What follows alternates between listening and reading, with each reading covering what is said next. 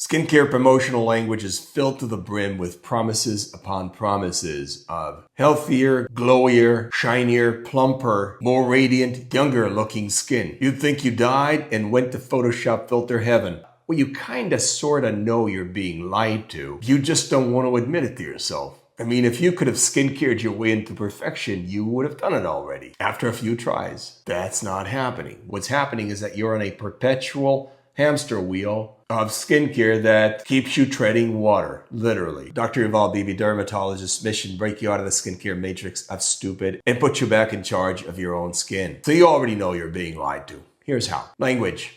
Skincare language appeals to your emotion. Appeal to authority with the doctor, with the celebrity, or the model promoting the product. They must know something you don't. So you fall for it a little, buy the product, and pour that shit on your skin. Because those people couldn't possibly steer you wrong, right? Well, 99.9% of appeal to authority in skincare ads is exactly what it looks like. Abuse of authority to promote half-truths or flat-out lies. No skincare product can make you younger. No skincare product can improve the function of your skin beyond what your skin is naturally capable of. All cleansers are abrasives and cannot moisturize or nourish your skin, etc. If your favorite skincare brand lists some sort of research, science, or statistics to back their product, beware. Better check it out. You'll be disappointed to see that the overwhelming majority of skincare studies are overwhelmingly underpowered. Poor study design, abysmally low number of test subjects, subjective metrics, presenting statistics that are easy to manipulate and massage, and so on and so forth. Imagery.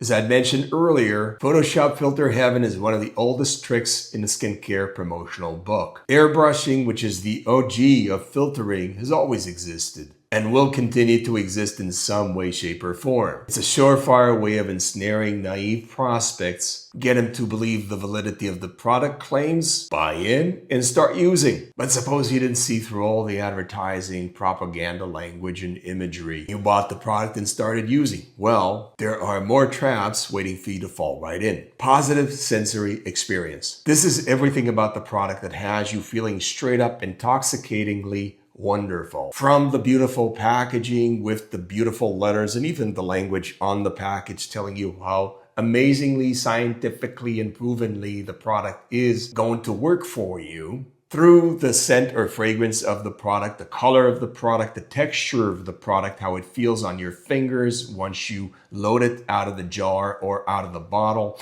and then how it makes your skin feel and how it makes your skin look right in the moment with your 5-second attention span where you're thinking to yourself, my God, that is just the most amazing feeling I've ever had from a skincare product across the board, across all senses. Those are all promotional ploys used by the skincare manufacturer to keep you hooked on their product and develop that skincare habit to use what you just bought under the false pretense or promises of the promotional campaign. All that deepens your devotion to the product and deepens your relationship to the product and the brand. Negative sensory experience flipped on its head and rebranded as positive sensory experience. As if the positive sensory experience wasn't enough, there's a little bit of something for the no pain, no gain crowd in many skincare products, and this is called the Pepsodent effect. The Pepsodent effect is named after the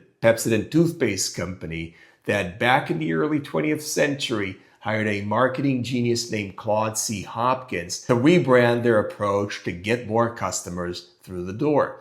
Claude C. Hopkins problematized a dangerous film, as he called it, on the teeth and inside the mouths, sending people on a crusade to go after that dangerous film with Pepsodent's toothpaste products, and also infused those products with citric acid and essential oils, which created a tingling sensation inside the mouths of the users with no benefit, by the way, for tooth or oral health, but certainly creating a positive feedback loop that kept customer using the product under the assumption that they're getting some sort of benefit from the tingling sensation inside the mouth. Translate that into skin, and you end up with any abrasive product out there, such as the soaps, the cleansers, the shower gels, the body washes. And in its abrasive, ugly cousin category, the physically abrasive products, such as the scrubs, the loofahs, the washcloths, the exfoliating gloves, the scrunchies, and even people doing this with their hands, moving it in a circular motion or a linear motion on their skin, trying to